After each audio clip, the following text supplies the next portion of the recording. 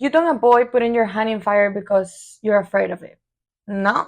You avoid putting your hand in fire because you know you will burn yourself. You don't need to be afraid to avoid unnecessary dangers. Like, you don't need a lot of common sense or intelligence to avoid this kind of stuff.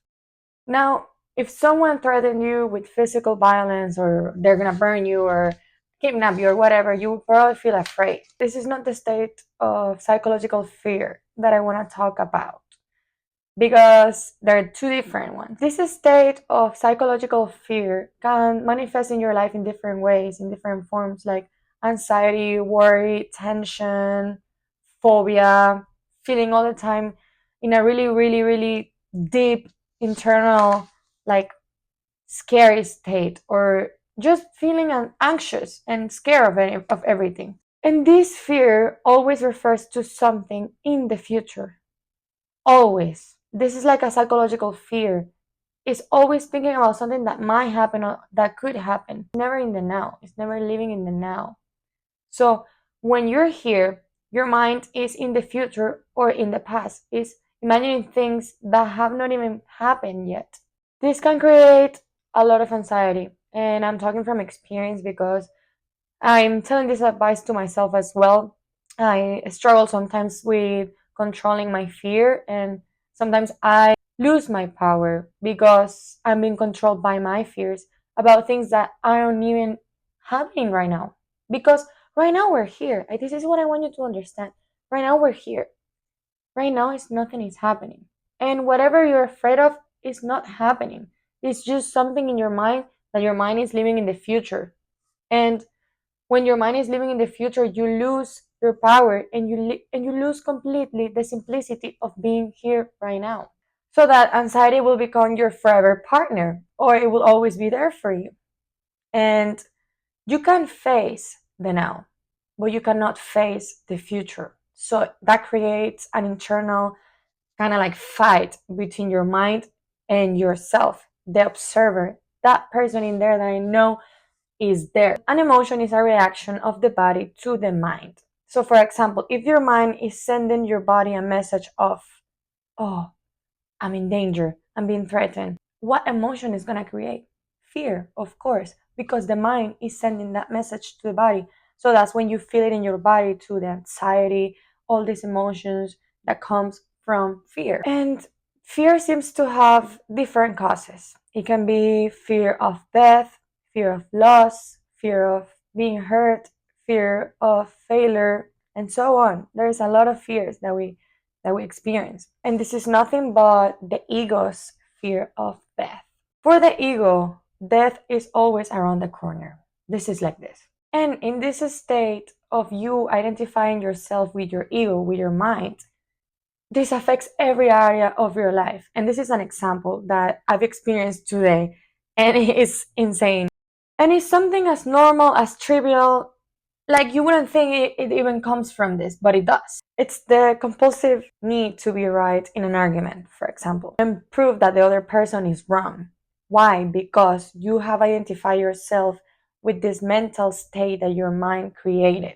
So it's just fear of death when you try to defend something so much, so hard, so aggressively. If you identify yourself with your state of mind, and there is another person that is trying to prove your point wrong, then you feel this aggressiveness of wanting to defend your point because you are identified with your mind. You will feel under a serious threat of annihilation.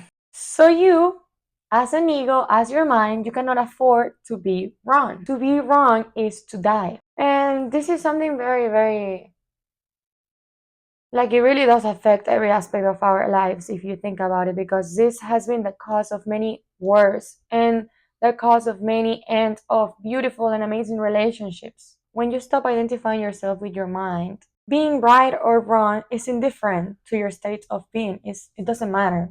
Like, there is a point in your life where it doesn't matter anymore if somebody is right or if you're right or if they're wrong, because you don't identify yourself with your mind. So now you can express how you feel or how you think in a firm way. In a firm and respectful way, but not anymore in an aggressive way or in a defensive attitude. Your sense of identity comes from a deeper part of yourself. It doesn't come from your mind. Don't listen to your mind.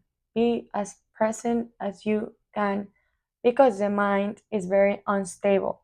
So try not to identify yourself with your thoughts on what you think is true because it comes from a deeper part of yourself. So from now on, observe any defending or aggressive attitude towards something that you're feeling. Ask yourself, what am I defending? An illusory identity, an image in my mind that I have, a mental state that I'm defending. This unconscious pattern will start to dissolve so quick because when you observe it, you're putting the light of your consciousness to it. So it's gonna dissolve super fast. You just gotta observe and, be patient and do it with love.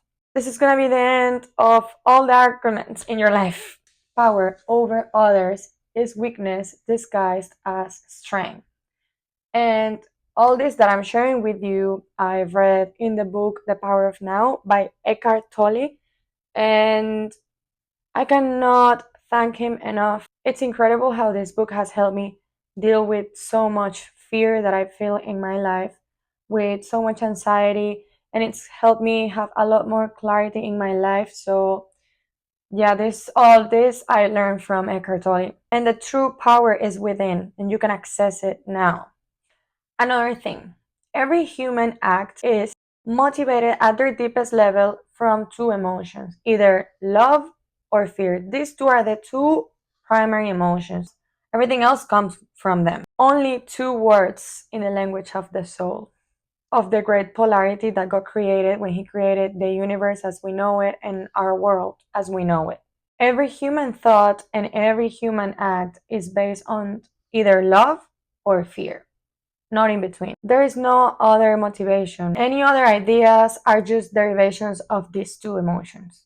They're simply different versions. Only if you knew who you are the most magnificent. You are the creation of God. You are created by God, by our Creator. We are love, we're energy. And we need to understand that everything is gonna work out in our favor. Because isn't it crazy to think, like, take a look at yourself. Who are we? Why are we here? We are deep down. If you take a look inside within you, you will know all the answers. That we're more than just a body. We're more than just a job. We're more than just a face, than just a status, than just, I don't know, whatever you identify yourself with. We're so much more than that. And a job doesn't define you, a partner doesn't define you, your status doesn't define you, what you study in high school or in college doesn't define who you truly are. Because inside of us, we all have this observer. Now, when we take a look to our thoughts, we can see. I invite you right now. What are you thinking? Observe it. Do you realize that you have your thoughts and then you have that presence, that omnipotent presence that is just always there observing? That's who we truly are. We're infinite. And the reason why fear it can be different for all people. We all feel it on different ways. Some people might feel it more intense. Some people might feel it sometimes when a situation comes up and they just feel it in that moment, or a comment that somebody made, or whatever. And then you feel it. Some people feel it really, really, really strong, and this can be destructive, very negative. It's not good. But this fear, when we keep feeding it, and we are not aware or conscious about it, then we're unconsciously feeding that fear, and it just keeps growing and growing and growing. And it almost, if you think of fear as its own identity, as a ghost, you're very close to the truth. Because the more we feed it, the more situations that fear creates for us to feel fear. So when you observe it, when you observe the emotion in your body, you are giving it the light of your consciousness. So it starts to dissipate, to dissolve, not like super fast, but yes, in a faster way when you start to observe it. And another thing that I wanted to share, because the reason why we don't feel fear is because we're doubting God. And let me tell you, the main reason is that we think that the final result is on doubt. So we're doubting God. We're doubting that whatever might happen tomorrow, it's gonna be unbearable to us. We're not gonna be able to I don't know, to survive it. But that's not true. Every pain, everything, whatever you experience, it's necessary for your own growth and your transformation. And also it's bearable. Because otherwise God wouldn't put it for you into your life. God doesn't worry about the final result because he already knows that nothing can go wrong. He knows, he or she, the universe, whatever you believe in, it knows that nothing can go wrong because the final result is there perfectly planned. So just trust. I know it's hard depending on what situation you're in, but I invite you to trust. If you doubt about the result, then you doubt about the creator. And if you doubt the creator, then you must live with fear all your life. And what would happen if you make a new decision on how you feel about that? What would be the result? You would live like Jesus, like Buddha, like all the saints that we worshipped all over the years, because they understood and they knew that nothing could go wrong.